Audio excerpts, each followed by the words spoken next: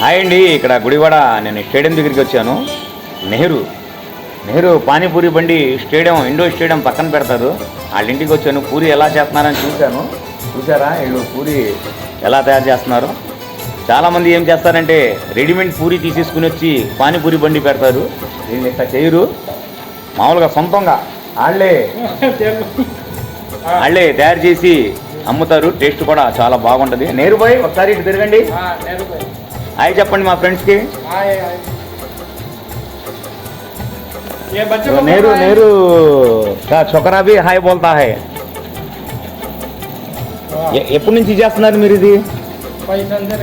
10 సంవత్సరాలు అయిందా గుడివాడ వచ్చి? ఏ ఊరు మీది? కనపడుతున్నారా మీరు దీంట్లో తిన్నంగా? రాజస్థాన్.